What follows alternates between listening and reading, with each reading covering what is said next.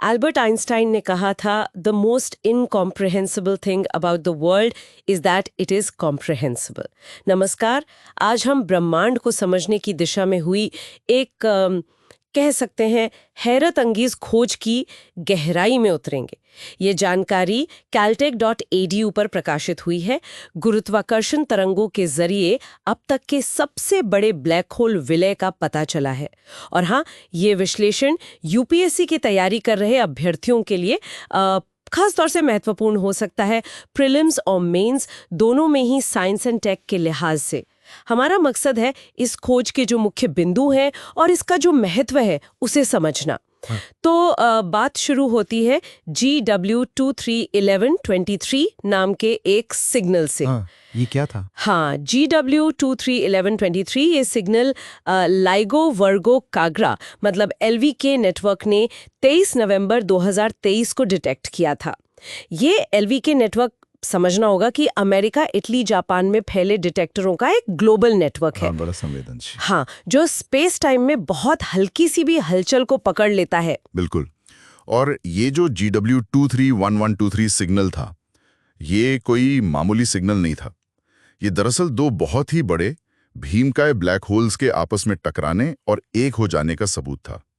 और इस महाविलय से जो आखिरी ब्लैक होल बना, उसका द्रव्यमान आप सोचिए हमारे सूर्य से लगभग 225 गुना ज्यादा है। 225 गुना, ये तो सचमुच चौंकाने वाला आंकड़ा है।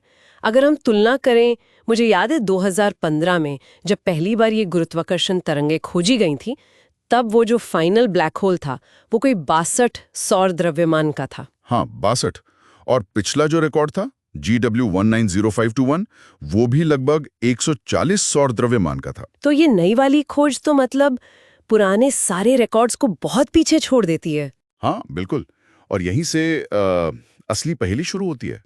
जो दो ब्लैक होल इसमें टकराए, उनका अपना अपना द्रव्यमान भी बहुत ज्यादा था, अंदाजन 100 और 140 सौर द्रव्यमान के आसपास। अब मुश्किल यह है कि तारों का जो जीवन चक्र हम समझते हैं, जो स्टैंडर्ड स्टेलर एवोल्यूशन मॉडल्स हैं, वो ये कहते हैं कि तारे सीधे सीधे इतने बड़े ब्लैक होल नहीं बना सकते। एक लिमिट होती है। अच्छा, तो मतलब अगर तारे इन्हें नहीं बना सकते तो फिर ये आए कहाँ से? ये तो पूरी थियरी पर सवाल खड़ा कर रहा है। यही तो सबसे दिलचस्प सवाल है इस खोज का। एक संभावना ये है कि शायद ये ब्लैक होल खुद ही, आप कह सकते हैं, दूसरी पीढ़ी के हों। मतलब ये शायद पहले हुए छोटे ब्लैक होल्स के विलय से बने हों और फिर वो बड़े वाले आपस में मिल गए। ओह, तो मतलब विलय का विलय। हाँ, कुछ ऐसा ही।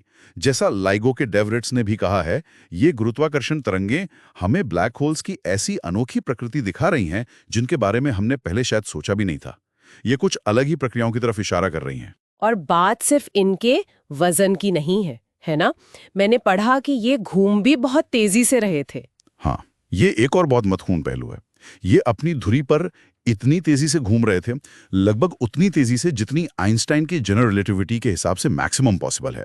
अब सोचिए, इतना ज्यादा द्रव्यमान और इतनी तेज स्पिन, इनसे निकलने वाली गुरुत्वाकर्षण तरंगें, वो स्पेस टाइम की लहरें, वो बहुत ही जटिल, बहुत कॉम्प्लेक्स होती हैं। तो जाहिर है ऐसे कॉम्प्लेक्स सिग्नल को पकड़ना और फिर उसे समझना, उसका विश्लेषण करना, ये आसान नहीं रहा होगा। बिल्कुल नहीं। इसके लिए बहुत ही एडवांस्ड गणितीय मॉडलिंग और जबरदस्त कंप्यूटिंग पावर चाहिए होती है। ये घटना हमारी टेक्नोलॉजी और डेटा एनालिसिस की जो क्षमताएं हैं, उनको उनकी लिमिट तक टेस्ट करती है। वैसे LVK ने अपने चौथे रन में, जो मई 2023 से चल रहा है, अब तक 200 से ज्यादा विलय देख लिए हैं। कुल मिला के लगभग 300 हो गए हैं। वाह, मतलब इस फील्ड में प्रगति बहुत तेज है। हाँ, बहुत तेज। लेकिन हर नई खोज नई चुनौतियां भी ला रही है, जैसे ये वाली। तो संक्षेप में कहें तो LVIGO नेटवर्क ने मिलकर ये एक अभूतपूर्व खोज की है। ये न सिर्फ एक रिकॉर्ड है, बल्कि ये हमें ब्लैक होल कैसे बनते हैं इस बारे में दोबारा सोचने पर मजबूर कर रही है।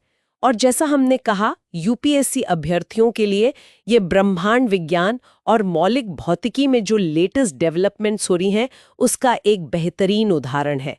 ये दिखाता है कि विज्ञान कैसे काम करता है, कैसे नई खोजें पुराने विचारों को चुनौती देती हैं। बिल्कुल। और ये हमें एक गहरे सवाल के साथ छोड़ जाता है कि अगर सामान्य तारे इतने बड़े ब्लैक होल नहीं बना सकते, तो फिर कैसे बने ये?